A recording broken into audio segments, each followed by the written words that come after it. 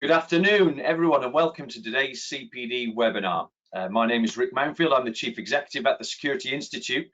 This webinar has been awarded 2 formal CPD points for those of you that are participating in the Continuous Professional Development Certification Scheme. You'll receive those certificates in the follow-up to today's session. So what is today's session? Well, it's a personal fascination for me, and I've done some short courses into this in the past, but nowhere near the degree that our thought leader today has. But fixated persons and the complexity of the topic and how terrifying stalking can be, whether it's a physical threat or not, is what we're going to be discussing today. How do you differentiate between those that make a threat and those that pose a real threat? What's the difference between impulsive violence and predatory or targeted violence? Well, today's guest speaker has considered this a great deal. He was, in his past police career, the man that members in the Houses of Parliament sought to answer these sorts of questions, and we will hear more about that as we go through his presentation. But I'm delighted to introduce you all to Philip Grindell, a member of the Institute and our thought leader for today. Hi, Philip. How are you? Hi, Rick. Good to speak to you. Superb. Thanks for your time today. We really appreciate the effort you've put into your presentation and and delivering this for our members. But it's always good before we get going to give people a bit of a flavour about you. Why don't you give us a bit of a potted history of yourself and your career? Yes, hi, good afternoon to all of you, and thank you for joining. I'm really looking forward to this and hope that it's going to be an interesting, educational, and most importantly, a practical webinar. So I'm Phil Grindell. I'm the founder of Diffuse, but as Rick has alluded to, my background is with the Met Police, and I retired from there as a detective inspector. I came into this sort of world really because of the murder of Joe Cox. So at the time I was a detective inspector in special operations, and when Joe Cox was killed, the head of counter-terrorism then, which was a guy called Neil Basu, who I'd known for 25 years, he called me in and said, I need you to go and set up a threat assessment team and in Parliament and start leading from there. And he set me what were two, to him, probably quite simple tasks. And they were to stop the next Joe Cox attack and to find out what was going on in terms of the volume of abuse and what have you, and investigate it and report back. So that's what we did for the next 3 years. But in doing so, I was actually doing a master's degree anyway, and I then decided that my dissertation would be on what I'm going to talk to you about today predominantly. But of course, a lot of it had to be practically applicable. I had to really use what I was learning and bring it back into the team and use it. And so I was fortunate, because of the place I was in, that I was able to do a lot of research and meet some of the experts across the world who went before me. But most importantly, I met a guy called Robert Fine, who was the writer and the author of a lot of this stuff.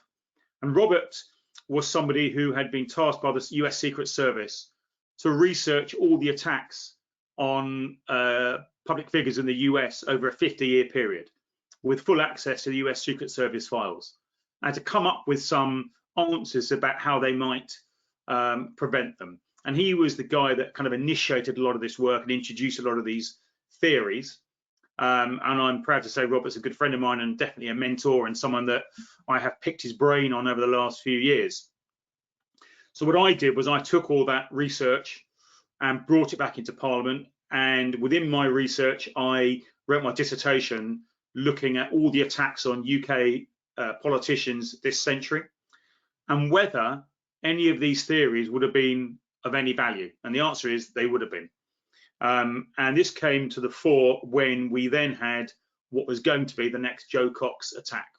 And we were able in our office to identify it as a genuine threat.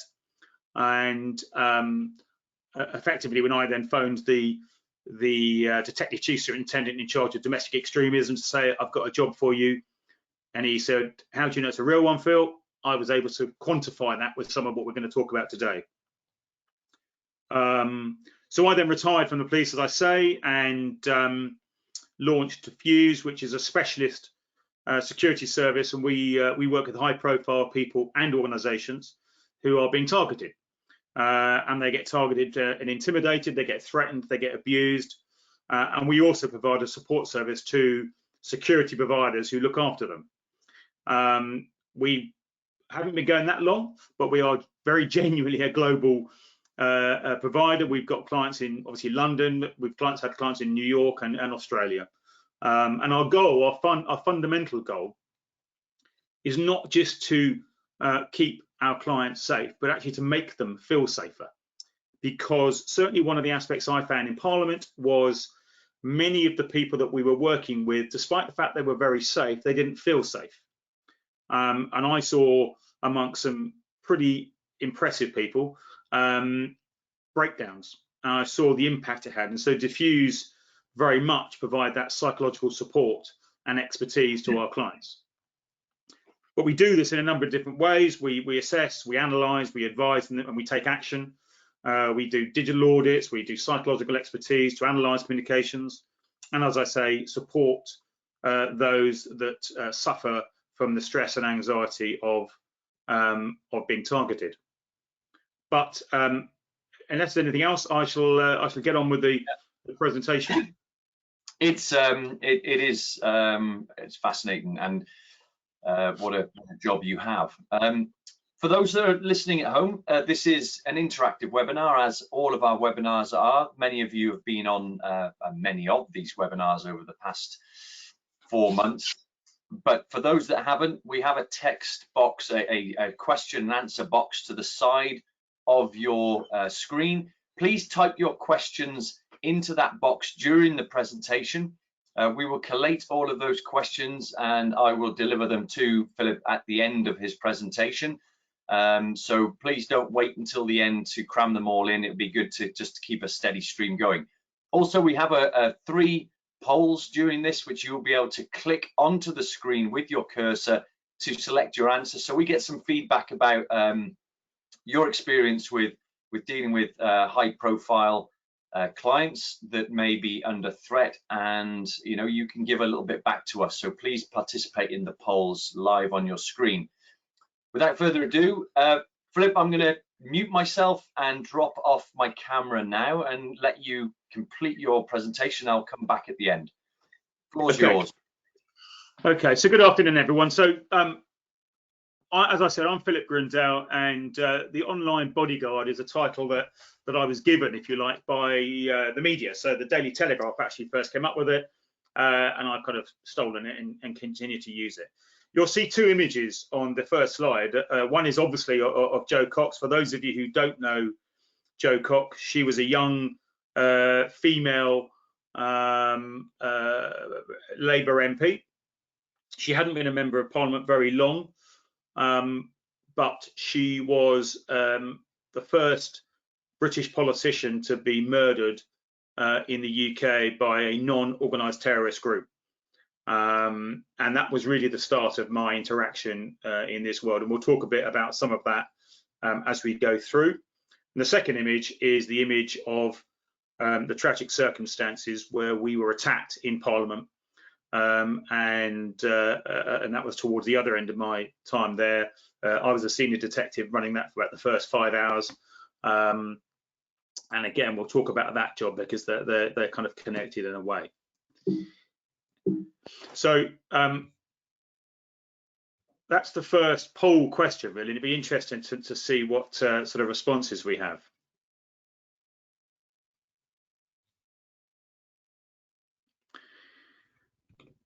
So the question today then is, how do you separate those who make a threat from those that pose a threat? And the reason that's so important is because if you watch much of the news and you read the papers and what have you, you will often feel that everyone's being attacked on social media and being threatened and what have you. And certainly when I was working in Parliament, it was daily business that we'd be called up to see senior politicians, senior police officers, and or others to report back on these apparent threats that were coming on social media. So if you don't know how to differentiate those who make a threat from those that pose a threat, fundamentally, you're going to be using all your resources in the wrong area. So that is the key question. And so what we're going to be talking about today is this particular subject is around targeted violence. And this is the key because there are two sets of violence, two different bits of violence. There's what's called effective impulsive violence and predatory targeted attacks or targeted violence. And we specialize at Diffuse in predatory targeted violence. So effective or impulsive violence is your domestic violence scenario, your pub fight, your people who react to being cornered or they're threatened in the street, or even if you're sort of defending yourself from something, that would be effective or impulsive violence. And generally speaking, it's a kind of emotional response. What we're looking at is predatory targeted violence, and that isn't emotional in general terms. What we're talking about here is very much cold-hearted, planned. They've got a goal in mind. That they're doing it for a specific reason, and very often they will be targeting specific individuals or organizations. When they do it, they say they've got a goal in mind, that they're looking to achieve something. And it's not just a kind of impulsive act. They go through a whole process which takes them there. And it's that process which at times leaves clues and allows us to identify who they are.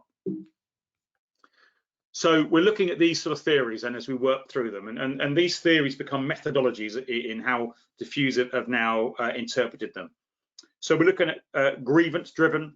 We're looking at the theory of hunter and howlers, the intimacy effect, the pre-attack warning behaviours, the pathway to violence, which actually is one of the warning behaviours, but it's kind of standalone to some degree, and then communicated red flags. So we're going to take through that individually and work through it. So generally speaking, when we're looking at targeted attacks, they're initiated by some form of grievance. So it's something that's happened which has caused the individual to have a real deep feeling about what they're doing. And it's very often work-related or personal-related, but equally it's often delusional or paranoid states of mind. So the key bit there is, to you and I, it may seem bonkers what they're thinking about. It may seem completely irrational, totally illogical, and not even true. But to them, it's really genuine. Quite often, this grievance becomes such an obsession with them that they can't think of anything else, and actually their mental health deteriorates. They see themselves as a quest for justice.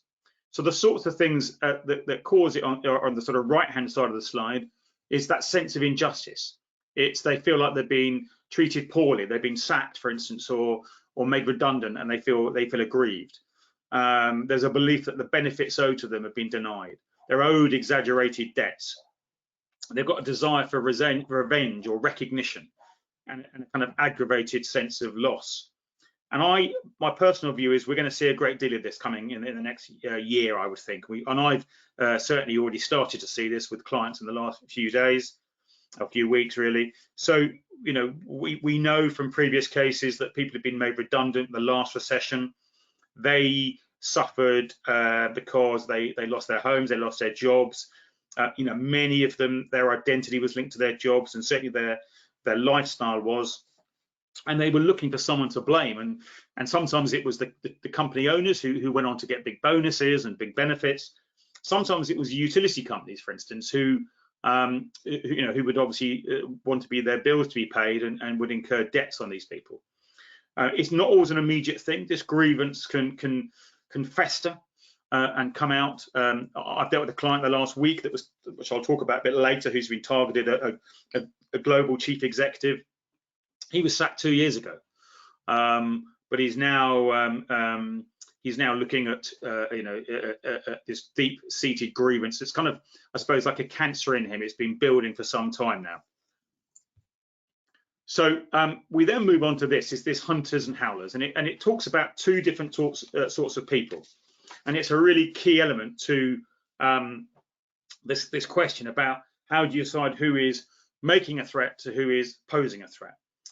Because the theory being that hunters are the ones that actually intend to commit violence, whereas the howlers, they're the ones that want to frighten you or emotionally connect with you. So there is a anomaly to this, and I'll come to that.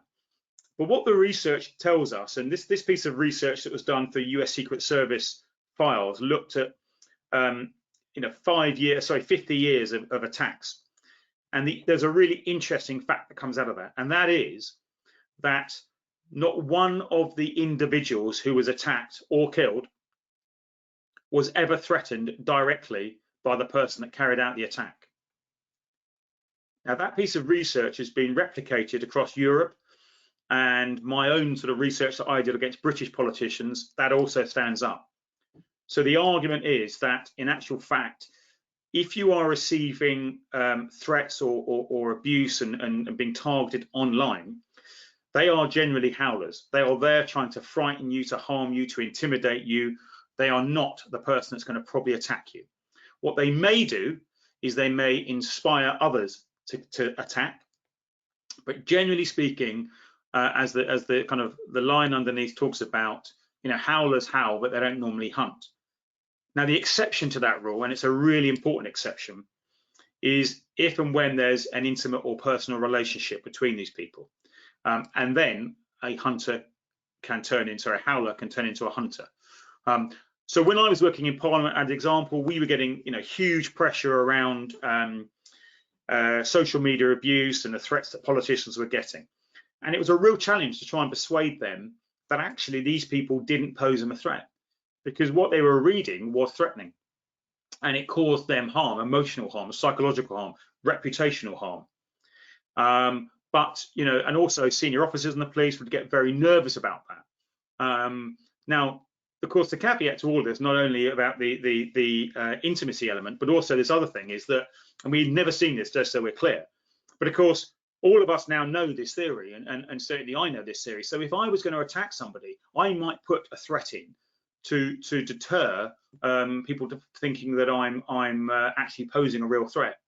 So whilst this is a general rule, and it's a really a good rule and a rule that I've stuck by, that doesn't mean we exclude a howler, because, as I say, howlers can inspire others. So it might well be that the person that's liking or is following the howler is actually the hunter. So we still look at howlers, but we genuinely feel that they're not posing a threat in terms of a physical threat. They will pose a psychological threat, they will pose an emotional threat, and they absolutely will pose a reputational threat. But in terms of what we're looking at for targeted violence, we're looking at the hunters. So let's talk a little bit about the intimacy effect, because it's a really, really important element and one that you have to understand, and it's where difficult conversations take place. Because the closer the intimate relationship is, the greater the risk. So that's why we see intimate stalkers as a far greater threat than non-intimate stalkers, so stranger stalkers. And that's why domestic violence murders used to be so prevalent, because of that emotional intensity that's involved in the attack. But of course, there is an anomaly in this as well, because the intimacy doesn't have to be real. The intimacy can be a perceived intimacy by the person of concern. So to give you an example around that, very recently I had another client who was again a business leader and quite a high profile person, and it became apparent that this particular female who'd been following him on Twitter and interacting with him on Twitter assumed that when he replied, he was actually replying to her personally. And so she kind of generated in her mind this illusion, this delusion, that there was an intimate relationship or potential intimate relationship between them. But of course, what happened was when she turned up at the Virgin headquarters, so you can probably tell who it was now, it all of a sudden wasn't real. So suddenly, this perceived relationship was proved to be not real. So she took real offence to this and actually started getting quite hostile and started getting intimidating and threatening. So there's two elements there. One is the fact that this perceived intimate relationship, and the other is that she approached, and again, we'll talk about that. So I've had to have conversations with people in Parliament where they are getting these threats, and some of the language of the threats or the intimidation suggests some sort of intimate relationship. And I've had to have conversations. So, have you ever had any sort of relationship, anything whatsoever that may have given this person any idea that there's a friendship or anything between you? And of course, often the answer is no. But on at least one occasion, I've had the scenario where we were about to go and arrest somebody, and the person, the recipient of all the abuse, phoned me at the very early hours of the morning and said, actually, I've just remembered I had an affair with that person. But that's important, because suddenly then we know the risk has gone up. So I talked a while ago to a business leaders, and I've talked about this with them. And I said that your security people need to better have that conversation with you. It's a really, really difficult conversation, but it's confidential. But unless you're honest about it, they can't manage the threat to you. So this is a difficult one, but it needs to be dealt with because it's so high risk.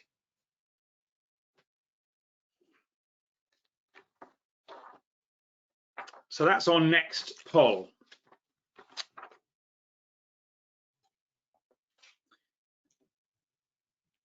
So we're then going to move on to the pre-attack warning behaviours. Let's move that out of the way from my screen. The poll is so. The poll is live now. Okay, just in so case you want it.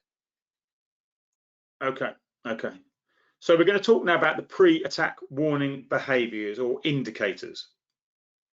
Now, the important thing to recognise here is this is not about predicting who is going to commit a violent offence.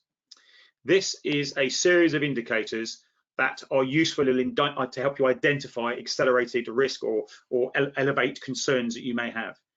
So if you imagine it as a sort of funnel system, when you're looking at all the abuse or threats or whatever else that's coming into the people that you're looking after, you want a way of filtering out those that don't pose a threat from those that do. And we've talked about, one of those is, generally speaking, people that make threats don't pose them. But for instance, you might identify someone who's really fixated. And so that's kind of a tick the box. So you think, okay, we're going to give that person a bit more attention. So it enables you to sort of zone in on certain people. And certainly, and I'll talk about a couple of experiences, it's absolutely beneficial in terms of identifying someone who genuinely is on what we call this pathway to violence and is going into attack mode. Now, I've never seen anybody who's had all 8 of these. Anders Breivik is probably the closest, and we'll talk about him at some point. But you don't need all of them. You can just have one. Certainly, I've seen 1 or 2 or 3. I think I've seen 4 before. But even if you have just one, it's allowing you to identify an individual who needs greater investigation from you and someone you can look at a bit more closely. So this is the key model, if you like, in terms of threat assessment. It's used by US Secret Service, it's used by the LAPD's threat assessment team, and it's a really important model. Now, interestingly, everything on the sort of left of the boxes is my addition, and I'll talk about those. So this is what they call the pathway of intended violence, and it was created by Calhoun and Weston, who were the people that came up with the concept of hunters and howlers. And what it talks about is the individuals that go on this pathway. And as we talked earlier around, it's not an act, it's a process. And we see them going through this process. Now you'll see on the right, there's escalation and de-escalation. And that's because, we're talking about human beings here and behaviors. So they're not robots. So not everyone does the same thing. Some people will just go from A to Z in a day almost. Some people will take years to go through that. Some people go up and down. But they pretty much all will go through these various steps. And as I go through the presentation today, I'll highlight a couple of cases, and we'll talk about which step some of their behavior identified. Now, to the left of the boxes, you'll see threat, vulnerability, and risk, and then other bits. And that's because, for me as a security professional, I think it's imperative that we understand what those terms mean. And by understanding what they mean, we know where we can intervene or where we need to take action to try and reduce them. And so I've linked them to this model. So when we're looking at threat, the threat that someone poses, threat is a combination of capability and intent. So we've already talked about the idea of the grievance, and we know about that. But then we move on to the violent ideation. So that's when they form the intent, if you like. So the reason they get to that point is because they effectively have got to a point where they believe that they've got no other option. They've gone through everything they think they can do. They're not getting where they want to get to. They're not getting the results they want. And now they consider that violence is a viable option, and possibly the only viable option that they can take. So if we can understand that, and if we can identify that, then actually we can resolve whatever their grievance is, however you choose to do that, then actually the intent is disappeared. And without any intent, you don't have any threat. So it's important to understand how these all link together. But of course, then we move into the second bit, which is about capability. And that's researching and planning the attack. And again, this will link it to some of the other elements we'll talk about later. But this sort of thing is where someone researches other attacks.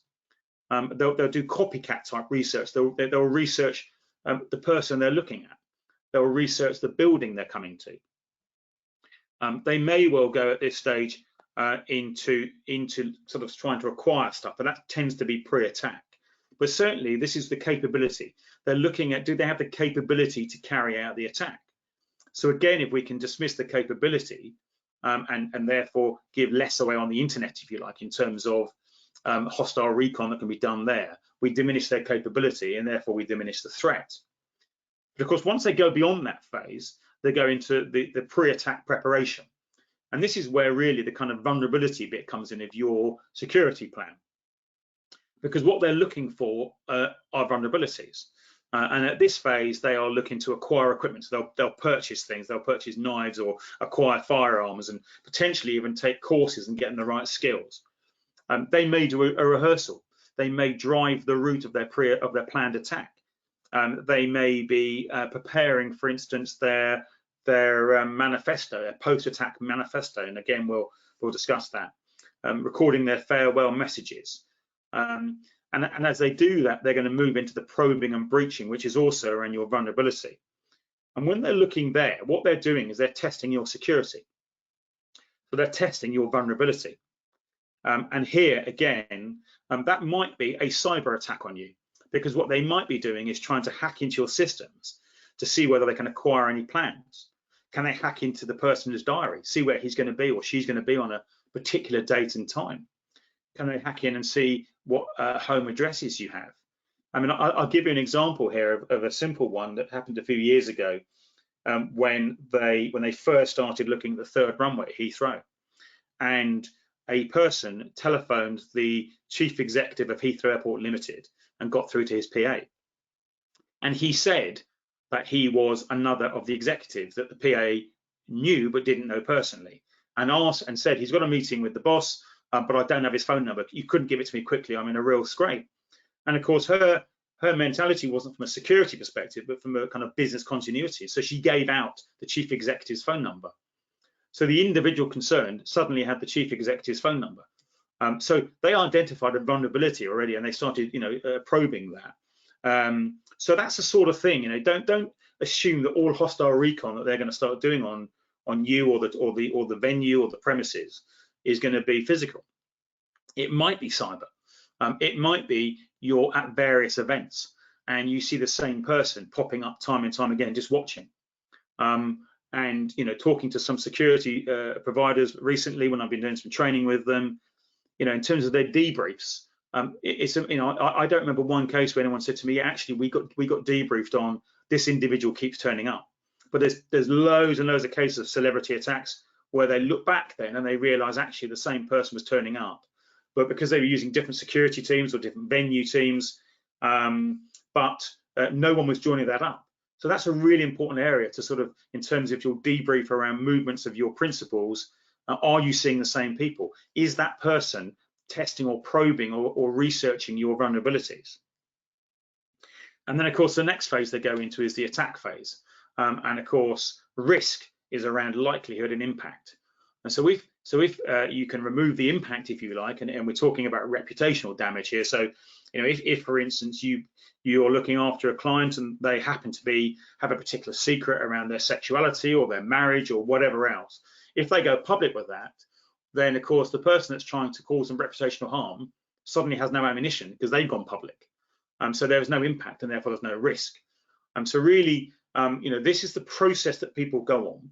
And if when we're doing our research, we can identify where they are on their process, then we can look back and say, well, are we threat, vulnerability, risk? And we can start looking at how we can intervene and what actions we have to take to put preventative measures in. But also we know about whether we need to start looking at our own security and vulnerability. So this lady here is a lady called Rashanara Chowdhury. She's currently serving a life sentence, although I'm aware that she's taking steps now to seek her release. So she attacked Stephen Timms MP some years ago.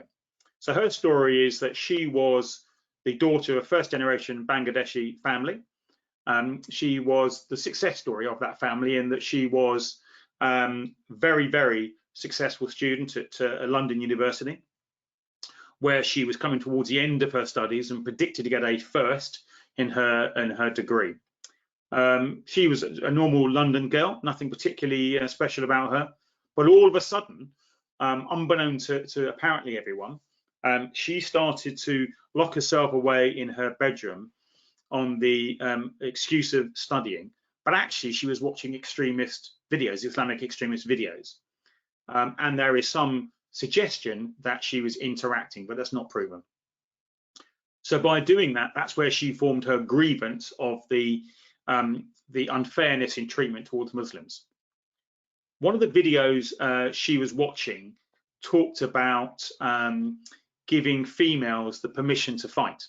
And this was a really important step for her because prior to that, there was a suggestion that she didn't quite know what to do about her grievance. But this particular video talked about how females can take part in this fight, and she interpreted that to mean that it was a license for her to conduct an attack. And it was at that point that she created and developed her violent ideation. She then went on to research all the MPs, members of Parliament, British politicians that had voted for the war in Iraq. Now, it's worth saying, this was about 7 or 8 years after that vote. The interesting thing was, and the interesting thing about all of our attacks in the UK, is that she decided on her local member of Parliament. Now, every attack in the UK on a British politician has been on a local MP by a local constituent this century.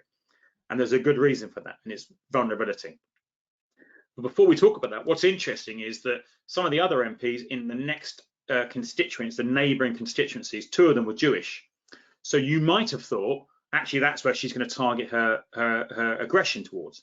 But she didn't. She went for her local MP because of vulnerability.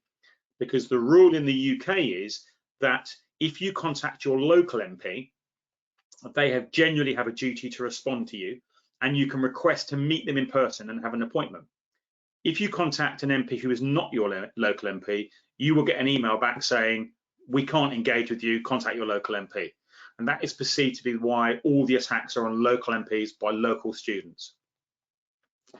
We then saw that she very quickly dropped out of university, which was a huge shock and surprise. But interestingly, no one did anything about it or questioned her. She paid off her student loan and closed her bank account.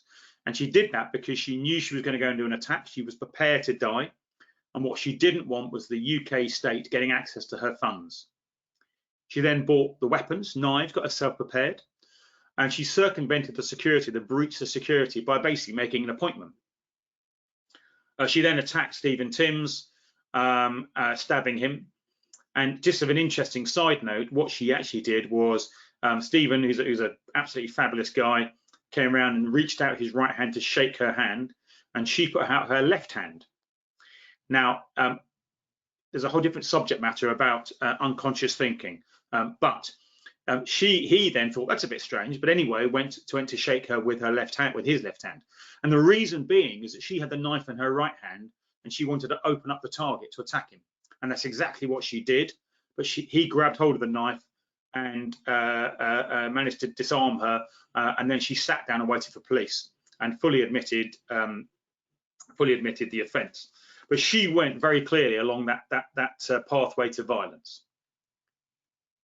So the next one is fixation. These are in no particular order, just so we're clear. One is not more important than the other, but I tend to take them in this order because this is the order they often manifest. So when we're talking about fixation, we're talking about what's called an increased pathological preoccupation.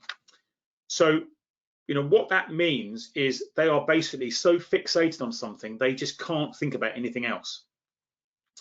Now, it's either on a person or on an ideology or a cause. In my experience, and all the attacks in the UK, as an example, have always been on a cause or an ideology. The person who is attacked is not the person of their fixation. He or she is a person who has something to do with the ideology or cause. The fixation, again, becomes obsessive, and as we know, is very linked to stalking behaviour. It's very difficult to pick out without any indicators, but one of the indicators is you will see a huge amount of information or interaction or communication. Again, we've mentioned about people turning up at events. If you are looking after someone who's high profile or a celebrity, they will have fans, and some of those fans become fixated. They become obsessed with this individual. They feel that they know them, and that becomes an issue, because one of the issues around fixation is that need for close proximity. So that means they need to get close to you. So, a very obvious point though is this: we had a client, again, very similar situation. This person was a global icon, and we had a threat from a fixated person. But we could establish the fixated person was 2,000 miles away, so therefore they don't pose a threat. So the issue around close proximity. Of course, what we had to do was monitor that person to see whether they were travelling. But if they have got that fixation and they do travel because of that close proximity, that's an elevated risk. So fixation is a key element. And we're talking about the murder of Joe Cox, which kind of initiated my entrance to this. Thomas Mayer, who was the person responsible and was sentenced to a life term in prison, had a fixation. He was fixated on white supremacy. He was racist and had a long-term fixation on it, going right back to the South African regime period. He was even known to an organisation called the Southern Poverty Center, which, if you don't know, they're an organisation that operates in the southern states of America, tackling far right and white supremacists, and they're very well established and quite reputable, and do huge research. And they identified, for instance, that Thomas Mayer had been sourcing white supremacist literature from the US. And he saw the whole vote on Brexit and that as his last resort, if you like. So he already had his grievance against immigrants. And for some unknown reason, and again, this is delusional, it wasn't true, but he had this thought in his mind that his home, he'd be kicked out of it and it would be given to immigrants. So what he did was become fixated on this, and he targeted Joe Cox, the MP. Now, interestingly, what often happens, and we've talked about it with Chowdhury, and he's the same, is that what they often do is what called target dispersal. They target more than one person. He also targeted another member of Parliament, a former Prime Minister called William Hague. So William and Joe Cox were neighbouring constituency MPs. They both were anti-Brexit. They both are pro-immigration. But of course, William Hague, as a former Prime Minister, had protection. He was also a man, and he was also a former soldier. And also, he had no obligation to interact with Thomas Mayer or see him. So Thomas Mayer fixated his attack on Joe Cox, and he, almost no one had ever heard of him. As you can see in the pictures, he had a British commando knife, and he had a firearm, which was never identified the source of. But someone must have known what he was doing or what he was talking about, because he suddenly acquired a firearm. He did conduct hostile reconnaissance. He went to the venue where Joe was attacked 2 or 3 times in the days beforehand and did proper reconnaissance on it. We know he did loads of research. If you if you were ever privy to his crime scene, it was a bit like one of those TV shows where you had a wall up and pictures on the wall of all the people and what have you. And he even knew what registration number her car was, so he was ready for her when she came. So here's a man that had fixation as well as one or two other of these indicators. So identification is another one of the indicators, and it's quite an important one that links back into the pathway to violence as well.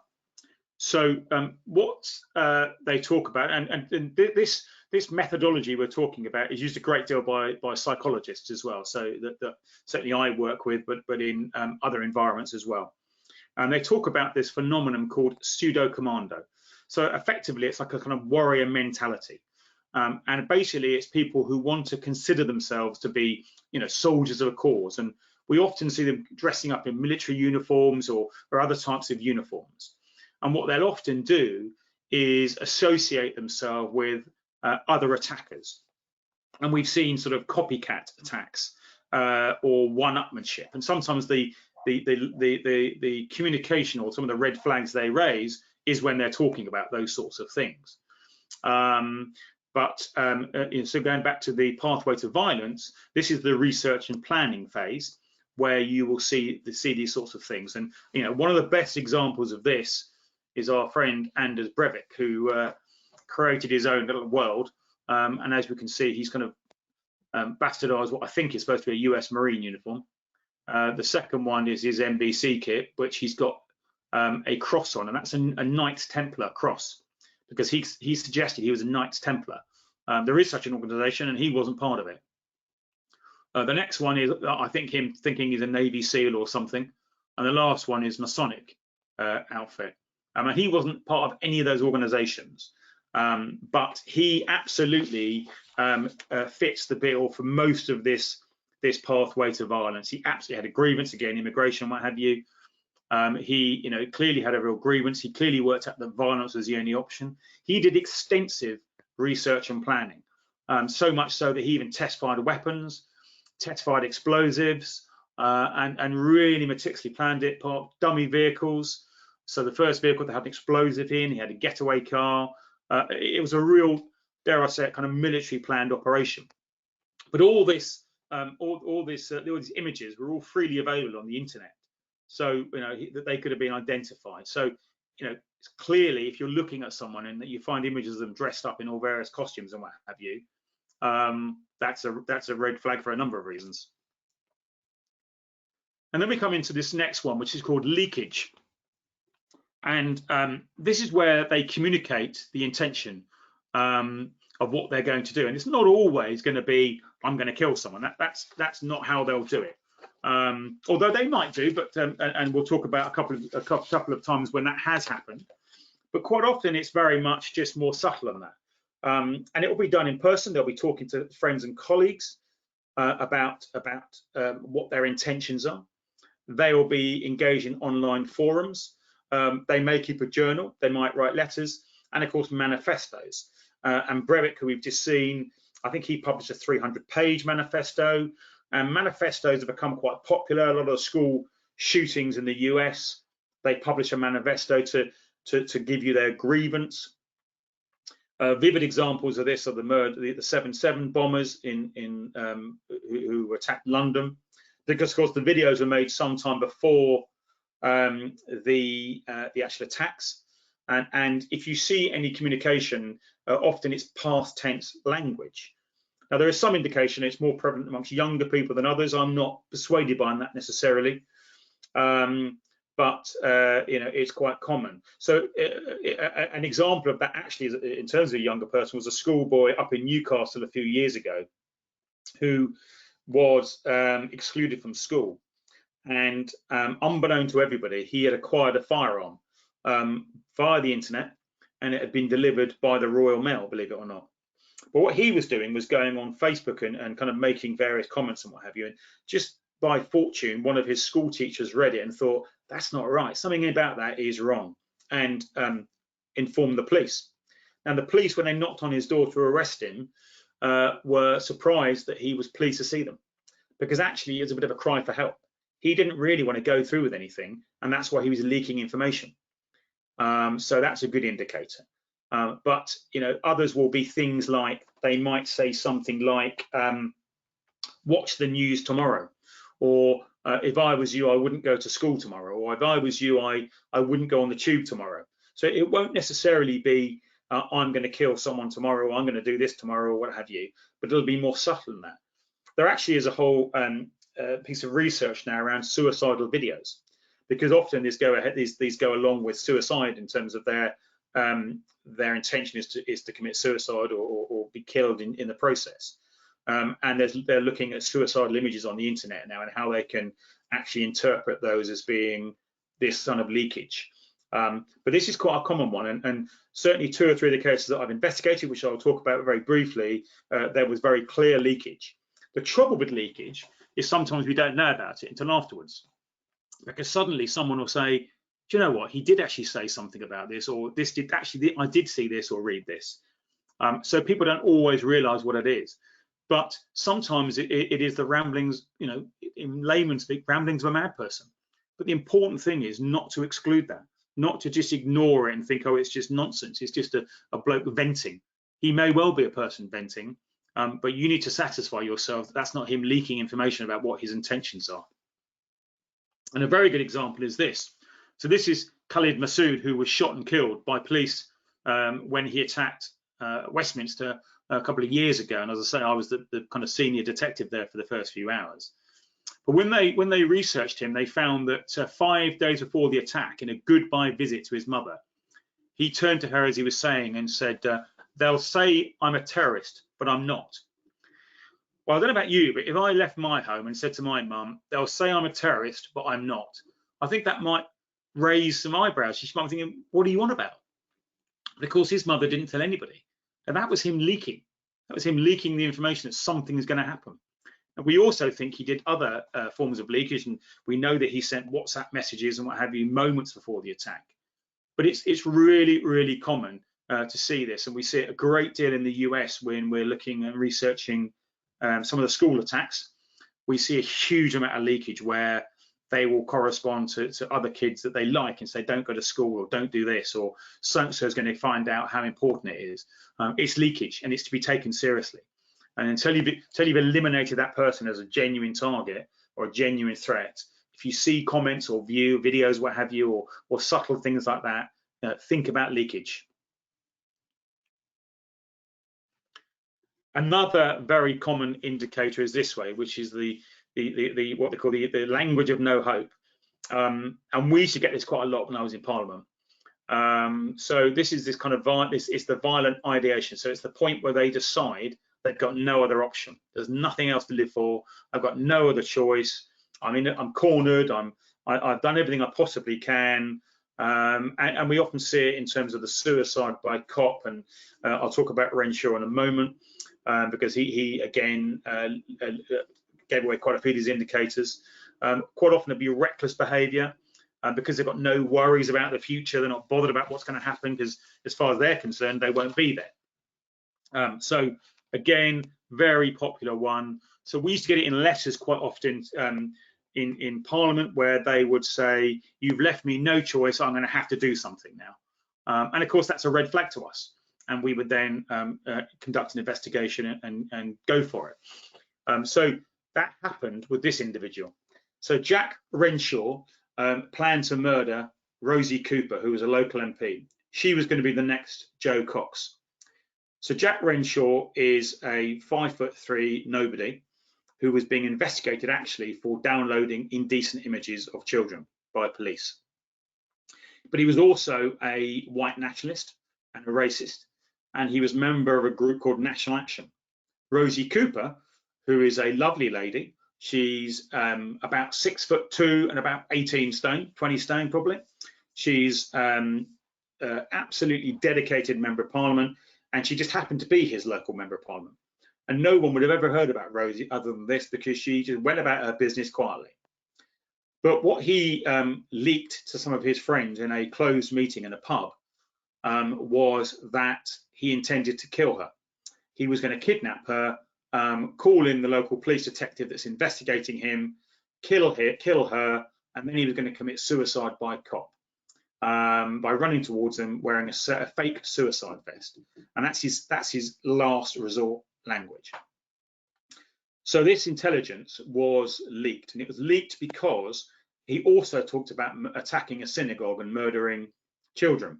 And one of the individuals in the meeting decided that was going a step too far, and so he reported it to an organisation. And another MP, who was a previous chief executive of that organisation, came to us and said, "I think something's going to happen. We've got this information." And what made it different to other information that we used to receive was a number of things. Firstly, the leakage. Secondly, the last resort language. Thirdly, the intelligence we had around him. So that's when I was able to phone the detective chief superintendent who initiated the investigation. He was arrested. Interestingly, he'd gone to ground, but he was arrested. We know he purchased weapons and started planning various things. He was convicted of the plot. He was also convicted of becoming part of National Action, and he was also convicted of his paedophilia content and given a life sentence. He was someone who's very much using last resort language, and that's a kind of extreme end in terms of suicide by cop. But you will often see things like, you've given me no other option, I've got no choice, I've tried everything, all that sort of thing. So those are kind of key phrases that you want to look out for. Moving on, we come on to novel aggression, and this is where an act of violence or aggression or is acted kind of sort of off the chart. So generally speaking, this is where somebody they haven't done anything like this before. So you won't get this if they're a career criminal or they've been violent or they're a previously serving soldier or a police officer or something. This is where someone who's never done anything violent before suddenly has to see, can I do it? It's often unrelated. Sometimes it's things like graffiti and criminal damage, arson, cruelty to animals, that sort of thing. But it can be totally out of character. When you're doing your research, you might see a completely random offence they've committed a couple of years ago. Don't exclude that, because as we say, sometimes these are long-running things. Equally, we'd look at certain people and we'd have a random offence of, animal cruelty or an assault, and we dismiss it. And so we realised actually maybe this is them testing themselves. And some of you will remember this chap who attacked the Canadian Parliament a few years ago. Well, again, he demonstrated this because the attack was in 2014. But in 2011, he walked into a police station and confessed to an armed robbery. That armed robbery never happened. Now, he might have been testing what they were going to do. But the next night, he then attempted to rob a McDonald's, bizarrely armed with a pencil.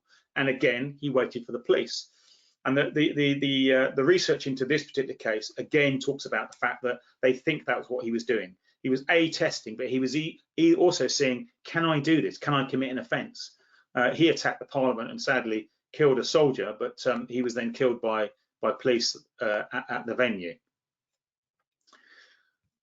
All right. So energy burst, and that's a real important one. This is where all of a sudden they go into an escalation period, and it's characterized by an increase in activity. Suddenly they start doing things because they're coming to the point where they're going into attack mode. This is a really crucial one. And if you see this, certainly it's one that we take very seriously. It sometimes can be just a range of different activities. Sometimes it might be sort of frequent shopping trips. They're buying all their stuff up. They're getting ready to attack. They're finalising their plans. It might be suddenly getting rid of all their assets. It might be suddenly trying to, moving their flat out, move all their stuff out. But you'll see a sudden list of activities that they go into that they do because they're getting ready to attack. And as I say, Chowdhury did this, the lady we spoke about earlier before she attacked Stephen Timms. She went into a whole mode where she exited her bank account. She booked an appointment to see the MP. She purchased knives, and she did it all very quickly. The worrying thing about this one is that quite often it is the precursor to the attack, and we don't always see it because it all of a sudden happens. But if you have got a surveillance team, for instance, on someone you're watching as a person of concern, and suddenly you see an energy of action, be aware that might be something they're doing. And then this one, approach. And it's really, really important for a number of different reasons. The first reason is that we know, we talked about earlier on, the fixation is that desire for close proximity. So all of a sudden, you'll see someone wanting to be close to target. It might be because they're conducting hostile reconnaissance and they are testing your security. It might be because they are looking to see where they can hide, potentially, what their exit route is. And also possibly testing themselves to see, can I do this? But of course, if you've got somebody who is several miles away, hundreds of miles away, and all of a sudden they travel to where you are, that's an escalation, and that's to be treated seriously. Again, we saw this in Parliament, where we had a couple of cases with politicians being threatened and abused and targeted, and all of a sudden, the person would pitch up outside Parliament when actually they live 200 miles away. So again, it's an important one. If you do get this and you start seeing this, and it's why you should do debriefs after any deployments to see, you know, did we see the same person there again? Is there a reason why he keeps pitching up? Is this part of what they're doing? And I'm going to go back a number of years to this one because this is a really good case. So this is the assassination of Bobby Kennedy, JF Kennedy's brother. And in 1968, this particular individual assassinated him. He shot him a number of times. But interesting, the 5 months leading up to that date, he made 4 approaches. Now, they don't know whether they were failed attempts or efforts to see how close he could get, but actually he got very close. And his attack was motivated by the first anniversary of the 6-Day War, and because Kennedy was voting to sell Phantom jet fighters to Israel. And actually what he did was he identified a place, and I say he hid in the pantry where Bobby Kennedy walked past, and he got out and shot him. I think he's still in prison as well. But again, you know, there were lots of signs there that were ignored or not noticed or not realized. So if you're seeing this, be aware of it. That's the sort of thing you're looking for. So we're coming to our last poll question now. That's, do you feel confident you can identify and manage a case involving a stalker? So then we come on to this last bit, which is the red flags. And the reason they're so important is whilst behavior is more important than language, sometimes this is an indication of behavior.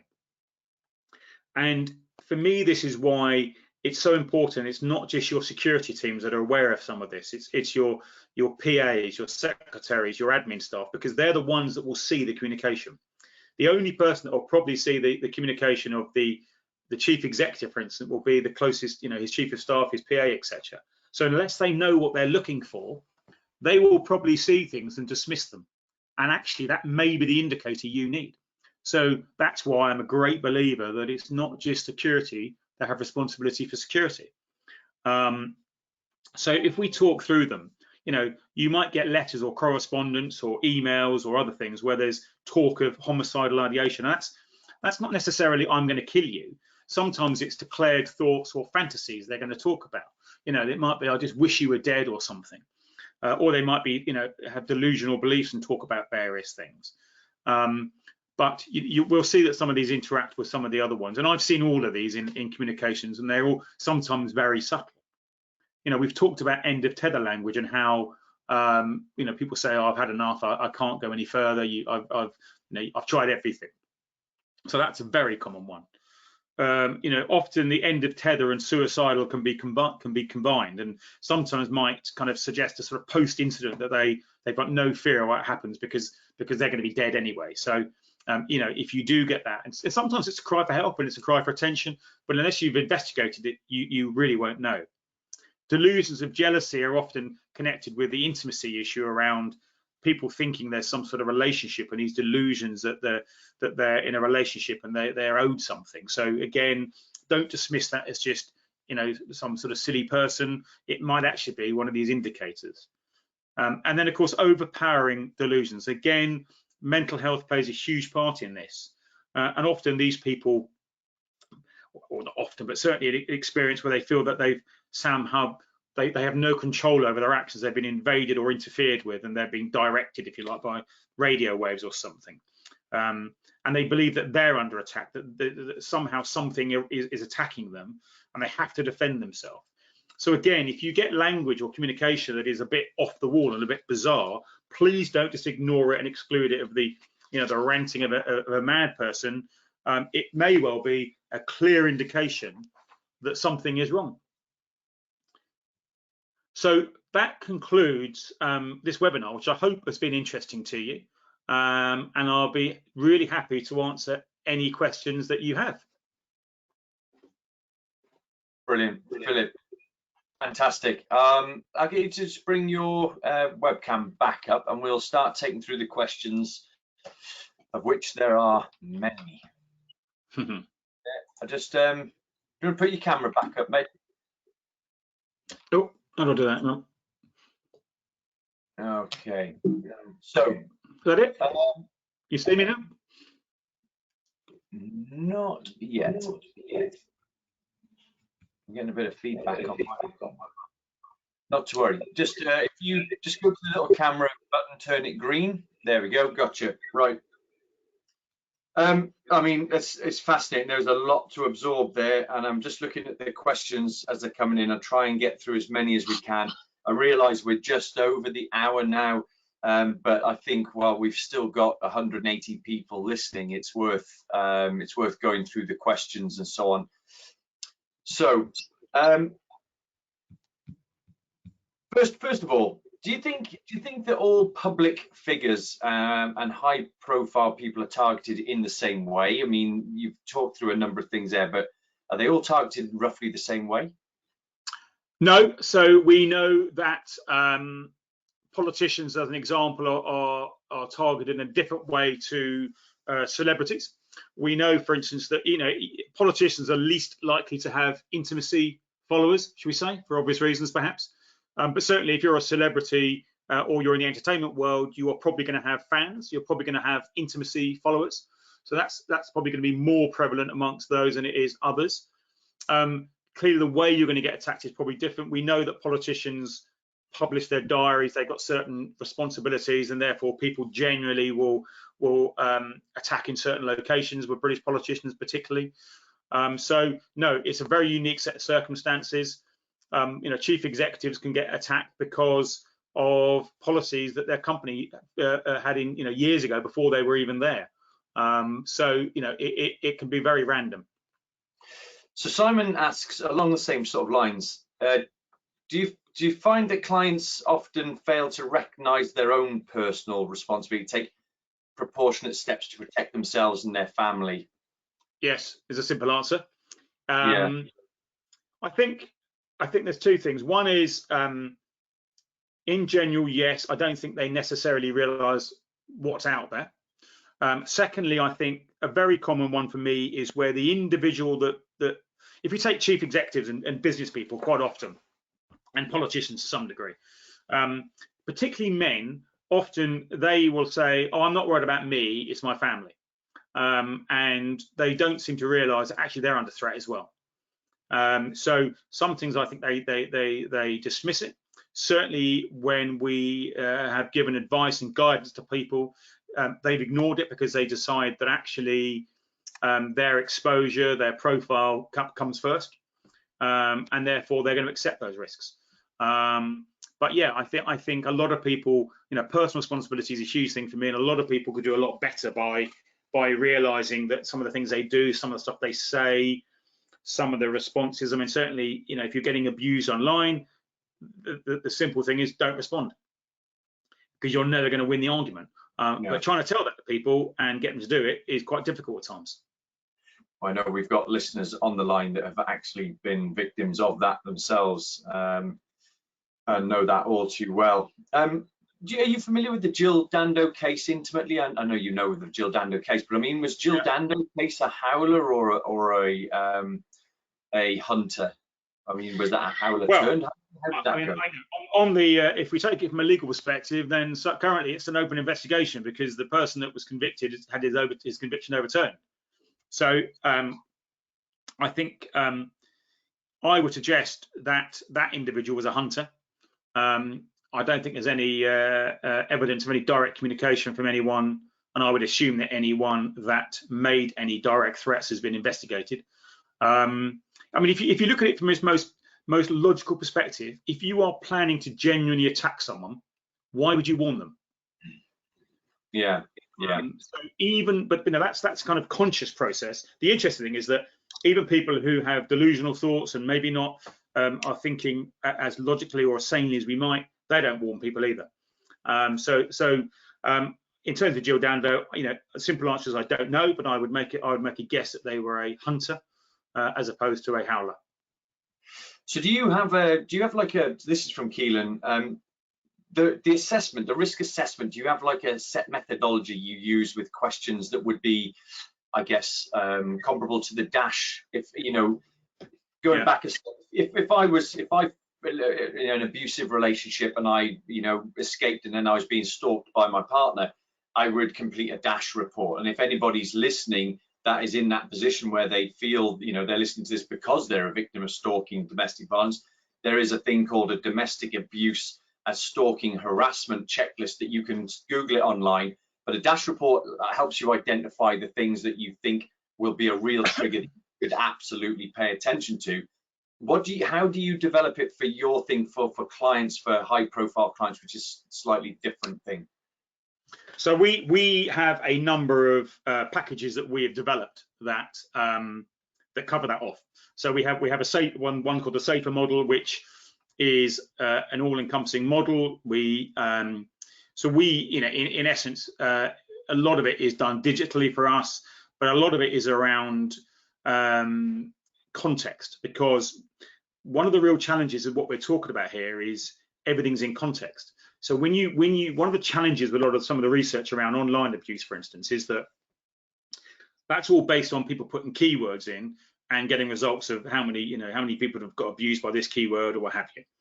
But the truth of the matter is that if I say to you on a social media post, I'm going to kill you, then you probably will dismiss that. If I say something like, I know where your kids go to school, that will be far more worrying to you. Now, the interesting bit is you won't pick that up on a keyword search, because those words will never get picked up. You get so much that you just wouldn't pick it up. So what we're actually looking at in terms of online stuff a lot of the time is context. So at the moment, most of it's done manually, and we do it manually. We have a digital team that manually investigates the internet and knows what they're looking for, knows where to look for in the dark web and everything else. And we've got packages and processes that we do for our clients. But we are looking to automate that, and we're in talks with a AI company about how we do that, because most of the AI is quite prescriptive, and we're looking at being context driven. So you have to build in the context.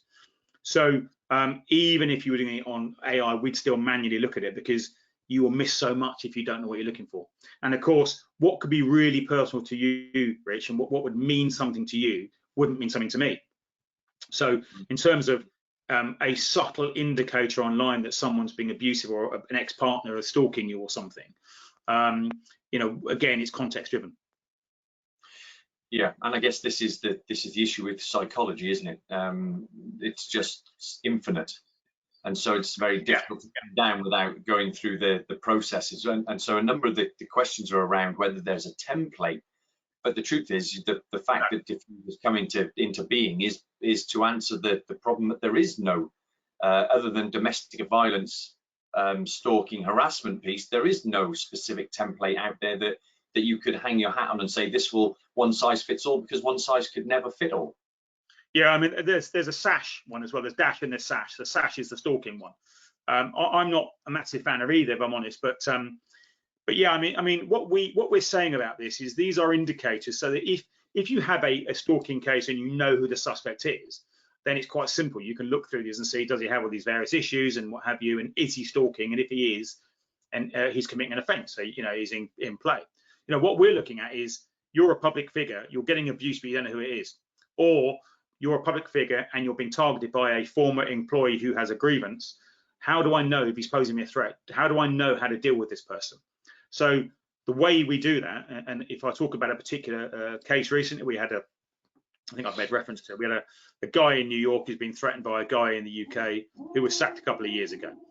So there was a stream of communication. Some of it was leaking bits and pieces. Some of it was around the sort of things we've been talking about today. So what we did in that case was we did a full digital analysis of him. to see, was there anything online that leaked any of this information we've talked about here? Anything on the dark web as well? Was there anything that we could find that was reputationally harmful for the company or the individual? Any indication he was traveling or moving, because of course he was in the UK and the other guy was in New York. But what we also do is one of the people that I work with, and who is probably the most eminent psychologist around stalking in the world, she works with me, and so we were able to capture all of his communication and make a forensic analysis of his communication and actually diagnose him based on that communication. And then we're able to say, these are his issues, this is what his mental issue is, if you like, his mental health issue, and this is how you treat this scenario. Because if you do X, Y, and Z, you're going to play into his hands. So we suggest you do this. And these are the reasons why. So here's a piece of advice about how you deal with this individual. But here's also the reassurance he doesn't pose you a physical threat. Now, of course, the anomaly is about looking at, okay, he doesn't pose you a physical threat, but we know about the subject of target dispersal. So is he going to divert his attack towards the London office? So then, of course, we work with the London office to say, this is what you need to be looking for. This is the sort of things you need to be watching for. But we don't actually think he's going to do that based on his psychological profile. So when we talk about, we're talking very much about personalities and individuals now, but questions coming in around whether, when a business is being targeted, maybe it's a political idealism or counter against the forces, for instance, that sort of thing. How does it vary when you're looking at attacks against a person, violence against a person, but against an establishment?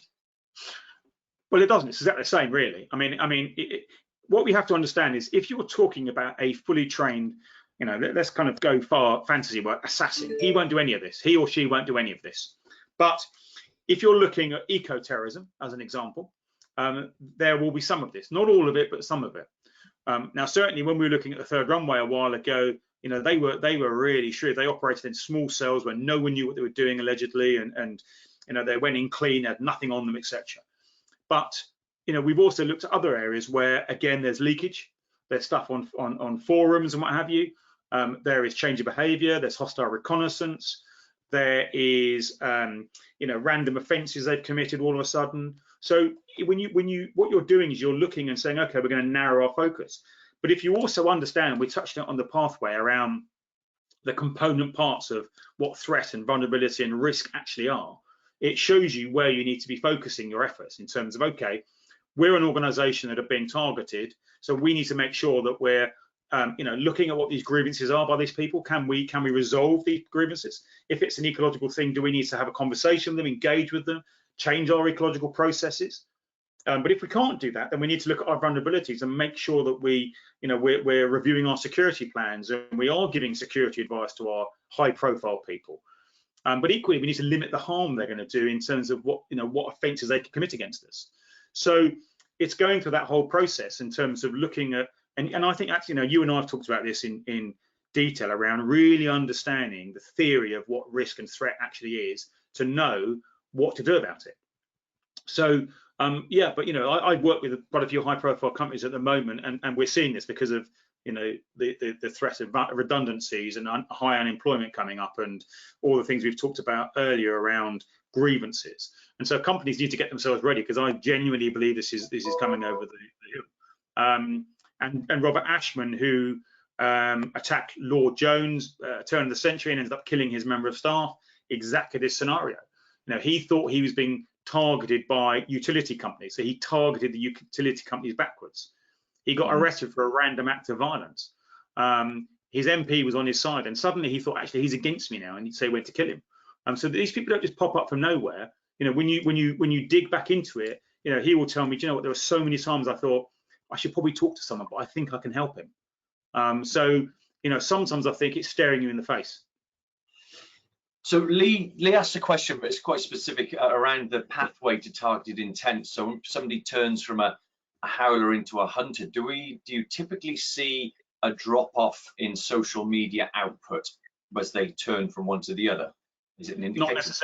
Not necessarily. Certainly, if they are, so they generally turn from a howler to a hunter because they're being ignored, because they're not getting what they want. So that would be a classic sort of domestic stalking case where they are being ignored, or they and again, another thing that sometimes turn howlers into hunters is interventions. So an injunction gets put on them. Yeah. And so all of a sudden that's a trigger for them to change from one to the other. So, you know, certainly if you are ever in a position where you're serving an injunction on someone, or you're going to be taking any action, that's the time where you need to prepare yourself for an increase in activity or a change in activity. But I wouldn't say that someone goes from being a howler to hunter will change, will see a difference in social media, other than they may not make many threats. If it's a domestic case, so it's an intimacy case, they will make threats. And that's why when we see cases where we have domestic threats online, we take them very seriously, because they are the anomaly in the research around that. Yeah, understood. So Bill Anderson had an interesting question around whether there's a correlation or connection with insider threat. Do you have any examples of where insiders become fixated on the problem? Yeah, I mean, and one of the things we've seen, certainly in the US a couple of years ago now, was this kind of insider activist. So I'm trying to think of the company off the top of my head now, but a major company in the US was targeted by a group of activists within the company. So I think it might have been something like WeWork or something. And so they found out that the company that supplied them with the furniture also supplied an immigration center with the same furniture. And they were against this immigration center. So they started targeting the company internally by saying, we're unhappy with you and your suppliers. And basically, without any unions or anything else, they ended up bringing the whole company down on a strike. So that's one example of how they're kind of insider threat about grievances. But certainly, you know, we know that almost every insider threat is driven by a grievance, unless they have gone in there with the intent to become a insider threat. So I think increasingly so, when we're working with businesses who are looking to make someone who's a problem redundant, you know, and we're looking to counter the insider threat, there are processes we go through with a psychologist, and we're working with them around how we can try and stop them becoming an insider threat. But I think, you know, we need to look at what the grievance is. What is the reason? Has this person been turned down for a promotion, and have they just been abandoned? I mean, I know my own experiences in the Met, when some people didn't get promoted, it was treated so badly. They were just kind of discarded, and so you're not good enough, and that's the end of it. Well, if you're doing that in industry, or you're doing that in business, you know, you may be really upsetting people, and they then have a grievance, and they then decide this is how we're going to get our own back. So I think absolutely some of this, and they'll almost certainly leak information. So I think some of the methodology we've been talking about absolutely will impact on insider threat for corporations. Yeah, interesting, and has to be considered. Scott is, I happen to know, is dialing in from Canada, and he works in the NGO sector and has a big responsibility for running, you know, the security of the employees for the business he works for across lots of fragile states. Now, let's say their business is targeted. What advice is best to be giving to employees to make them aware of, you know, they could become the proxy target because the business is targeted, but they're away from the normal confines of safety and security because they're in a fragile state working on you know, some kind of mission? Yeah. Well, I guess it's kind of general security advice, really, in terms of, you know, be suspicious if somebody wants to suddenly friend you on LinkedIn or you know, or Facebook or what have you. Be mindful of your security, your personal security. You know, what information you're sharing, what literature you're leaving around on your desk. You know, if someone suddenly starts trying to befriend you is a big one, but I genuinely think it's kind of personal, normal security processes. I mean, but I also, you know, I think you're looking for something out of the normal, basically. And I think the biggest thing for me is having systems and processes in place where people can report back of concerns and debriefing. So actually people can say, actually, I saw something a bit weird today when this guy tried to follow me into the building, and knowing where to report it. If you make it difficult to report stuff, people just can't be bothered. So actually, you know, thinking about, I mean, I've got a friend of mine who does penetration testing, and he guarantees he can get in anywhere. And I've employed him, and he has got in some incredible places. And he'll talk about the easiest thing is to get a female walking up with 2 cups of coffee to a door, because a bloke will almost certainly hold the door open for her. So, you know, if you suddenly see someone who's not wearing a lanyard and they're trying to get into a building with 2 cups of coffee and you don't know them, ask them who they are. And I think we need to get into that, remind people consistently around the simple security processes you've already got in place, and just if something stands out, report it and have a process where it gets escalated, investigated, and fed back. Yeah, I know Scott, and I know his expertise in travel risk management. He's a chartered security professional for this, and I'd be surprised if you've not got all this covered off, Scott, already. But it's good to raise that issue. Thanks for that, and good to hear from you. So a couple of questions have been based around the questions of mental health, maybe bipolar, you know, mental health illnesses that can change specific behavior. You know, they behave one way one day and another way the another day. I mean, how do we cope with assessing that aspect? Well, I think we have to make the we have to have the viewpoint that because someone's got mental health doesn't mean they pose a threat or a risk. That's the first point. So just because somebody has got mental health and their behavior is a bit erratic doesn't mean they pose a threat. You know, equally, you don't have to have mental health to pose a threat. I'm not a mental health specialist. I happen to employ one, and I have one who is, and that's who we obviously we will always refer to. But I wouldn't say someone's got bipolar or someone's got erratic behavior or they behave bizarrely is necessarily a threat. There's a lot more to it before someone becomes a person of concern. Yeah.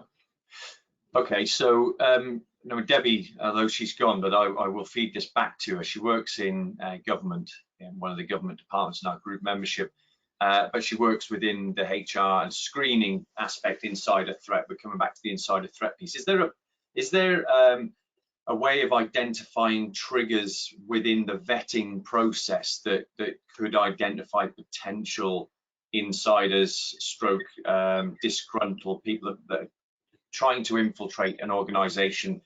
You know, is that something you dealt with when you were working within Parliament? Well, no, because we weren't involved in that process, but we do it ourselves now. We provide a digital audit system, so we provide that as a service to clients, and you know, if we're doing, we can do it as a standalone product, but we do it as a kind of a bulk service as well. And you know, we do digital audits. We search the internet for where we know people communicate these sort of things. You're looking for the sort of triggers and things we've been talking about.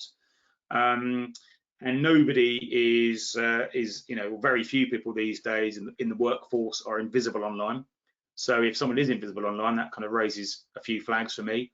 But yeah, I think you've got to do a proper digital audit. And I know from my experience of working in public sector and policing and government, that's not always done very well, because they don't always have access to the sort of places where these people will communicate or operate. And you know, I think if someone's not telling you the truth around certain things and you're finding certain things that are out there, that's always a reason for concern and a conversation to be had. But you know, we as a private company don't have to. We're not consigned by Ripper and all sorts of stuff. So we you know, our experts search all sorts of places and find all sorts of things about people. And sometimes we do it. We've done one recently for a sports agent who is worried about what's out there about him, because he's obviously going to transfer season, looking to buy people, and he's worried about that kind of commercial espionage and what have you. So we've done audits for people to say there's nothing out there about you as well. Okay, I'm just going to finish off now because we're coming towards the sort of half hour. In the last 5 minutes, I just want to round up with a couple of quite pertinent fast fire. One being, if you tell the police, is that going to accelerate the attack? And I wonder how you balance that against, you know, not reporting to the police because you think that it will accelerate the attack. I mean, where's the balance? I can't think of many circumstances where if you tell the police, it's going to accelerate an attack. And first and foremost, if you tell the police, it's their responsibility to deal with the attack. But you know, certainly in the circumstances I've worked in, there are times when threats have been accelerated for all sorts of reasons, globally political reasons. But you know, I think certainly I'm always very wary when people start talking about injunctions and harassment notices and stalking warnings and that sort of stuff. That's great if you've got someone that goes alongside it to monitor that individual and see how they behave. But if you just serve something and expect them to go quiet, it almost never happens. That's normally a trigger. And so sometimes, so I've dealt with a case in the last few months where a person's being stalked. The police weren't taking it particularly seriously. They asked me to get involved, which we did, and we were advising them how to deal with it. And when the police talked about, oh, we're going to go and serve an injunction, we said, okay, well, if you're going to do that, we want to know when you're going to do it because we can monitor the person because he will react to this. And certainly when I was running the team in Parliament, if ever I was running for the national side and we were, the police in another part of the country were doing it, we would do exactly that. When you're going to do something, monitor the activity around it because it will always have a trigger effect. But that's the police's responsibility. And so if you, as a security manager or like, if you have a suspicion and you inform the police, it's their responsibility to deal with it, and it isn't yours anymore. I guess not all police forces are equal, and we're assuming that you. So again, if you're in foreign parts of the country and foreign parts of the world, rather, you need to think about that and factor that in about how your response is. Any negative response will trigger something, whoever it's by. Yeah, great. So last question here is, and there's a good summary. What books would you recommend are there out there that, what further reading would you recommend on this topic that, what do you have on your shelf? I see you looking. Well, I'm looking at my shelf now and it's packed full of books. And some of them are better than others. I'm trying to see if I can see the one that's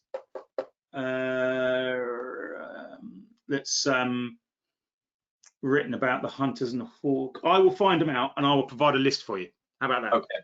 Because the guys that wrote Hunters and Howlers, they've written a book about it. Robert Fine has not written a book. He has written a thing called the Exceptional Case Report, which you can find a PDF version online. That is the initial research from the 50 years of Secret Service attacks. That's well worth a read because that's the basis of most of this. The Hunters and Howlers went on from there. And I will probably find it the minute I log off, but it's on my bookshelf amongst many other books. I'm sure if they Google it, they'll find it. But that's the one that wouldn't be too hard to find. Look, Philip, fascinating. And the fact is, we still had almost 200 people still dialed in half an hour after we were due to finish. So I think that's tantamount to a successful webinar. And on behalf of everybody that's listening at home, thank you very much for your time. And if we were in an auditorium, you'd have a rapturous round of applause right now. Well, thank you very much. And anyone wants to contact me, please do with any questions. I'm more than happy to help. That's brilliant. So for those of you still online now, just a quick update on what's coming up in the next week. We always like to have a look forward. Tomorrow evening at 5 o'clock UK time, the Inclusivity Special Interest Group will be having its inaugural webinar around developing diversity and inclusivity in security with some brilliant speakers. So that's another free event to dial into. Those that are looking at Chartered Security Professional, there are application workshops still being planned. There are 2 up on the website you can book onto now, one for the 6th of August, one for the 20th of August. For those in the UK around the London area, on the 11th of August, we have the members' lunch, though there are very, very few places remaining. We're going to risk meeting in person, but for much reduced numbers and following the distancing guidelines that are in place at the venue. So keep an eye on the website for up and coming bits and pieces. We hope you've really enjoyed this webinar session. And we look forward to welcoming you back again. As always, thank you to my team in the background, Jade and Becky, that were putting the polls up and making sure everything runs smoothly. Your feedback would be greatly appreciated when you get the feedback forms. It's how we decide how we take the webinars forward. So until next time, everybody, please stay safe. Philip, thanks again. See you soon.